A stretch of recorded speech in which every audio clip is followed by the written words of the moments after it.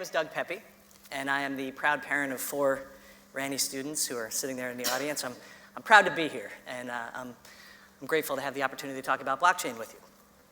So the topic of my discussion is Bitcoin and blockchain. Let's have a little show of hands. Who here in the audience has heard of Bitcoin? A lot of people. Who's actually used it? I know you, Mike Abood. I know you've used it. Anyone else? 2, 3, 4 people? Okay, that's very good. This is going to be a non-technical discussion where I'm going to put blockchain into a historical context for you. Now, I'm a lawyer. I studied mathematical macroeconomics. I'm a Bitcoin miner. I'm not here to talk about the technical aspects of either of those things.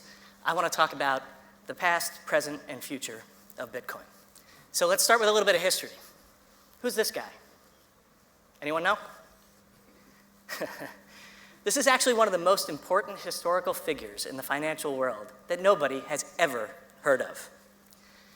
This guy is Father Luca Pacioli. He was born in 1447, he died in 1517, and he was a friar, a Renaissance man. He was Leonardo da Vinci's math teacher, and a pretty smart guy. But that's not really what made him important. What made him important was that he was the father of modern accounting. So what does an accountant from the Renaissance period have to do with blockchain? In 1494, Pacioli systematized the concept of a ledger. Double-entry bookkeeping, dry subject. Not many people care about it. Well, it's really important to us because Pacioli's ledgers are everywhere in modern society. And let's give you a little example of this. Meet Marty. Marty wants to send a $100 check to his friend Jennifer for Jennifer's birthday. That's just a piece of paper. Jennifer takes that piece of paper and deposits it in her bank account. And through a series of entries in a Pacioli ledger, $100 is transferred from Marty to Jennifer. In fact, our entire financial system in the modern world is based upon and is, in fact, only a system of ledgers. Most people don't know this. Money is not something tangible. Money is, in fact, an entry on a ledger. Economists use the phrase M1 to describe the money supply. Well, M1 includes checking account deposits. They're just entries. And your money is an unsecured obligation. It's debt on a bank's balance sheet. It's an entry on a ledger. And that raises a very important question in the post-financial crisis world. Whose ledger do you trust? Do you trust Lehman's ledger? How about Washington Mutual? They failed in 2008. Do you trust their ledger? Wachovia. Did you trust their ledger? They were sold because they went bankrupt. Banks fail. They've historically failed. They fail regularly. Do you really trust their ledgers? In October of 2008, right in the midst of the financial crisis, immediately post-Lehman, a person came on the scene by the name of Satoshi Nakamoto. Satoshi was the founder of Bitcoin. And who is this person? Well, the funny thing is nobody knows who Satoshi Nakamoto is. It's a pseudonym. But putting aside that we don't know who Satoshi is, what Satoshi did is an economic revolution. And I'll tell you about that economic revolution. It's called Bitcoin.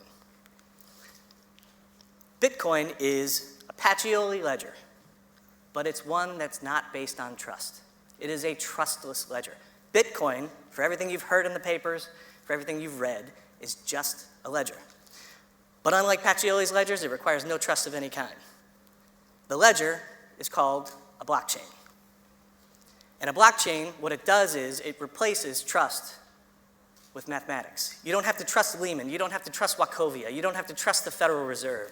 All you have to trust is a mathematical proof. Satoshi was the first person to make that mathematical proof work. Using this trustless ledger, Marty can send Bitcoin, which has value, to Jennifer without trusting anyone. And their transaction, once he sends it, is locked on this blockchain ledger forever, cryptographically.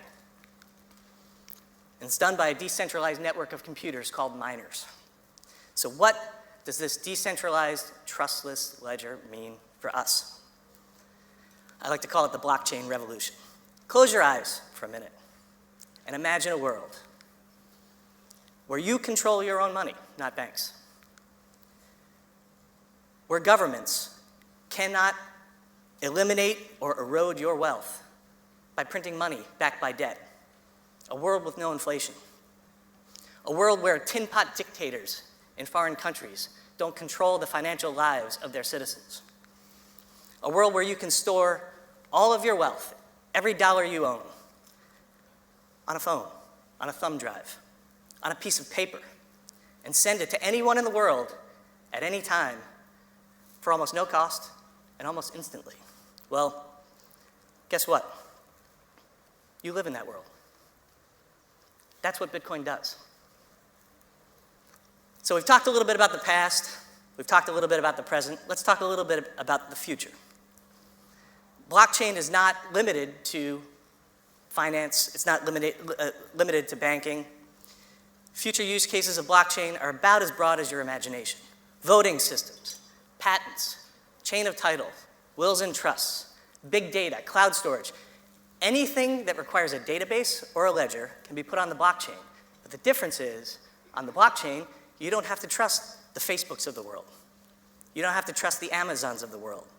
You don't have to trust internet service providers. It's done on a trustless basis. And the most important for present purposes is computing. Let me tell you a little bit about Ethereum. Ethereum is a decentralized, trustless, global computer. It's a lot of words. But what it does is it puts programs on the blockchain called smart contracts. And those programs run autonomously. They run without anybody controlling them. People are calling this Web 3.0. Now think about that. What can Ethereum do? What can this Web 3.0 do? What can this global decentralized computer that resides everywhere and nowhere do? Well, it's pretty much as broad as your imagination. The possibilities are endless. This is the future. Where we go from here is really up to all of our imaginations. Thank you very much for the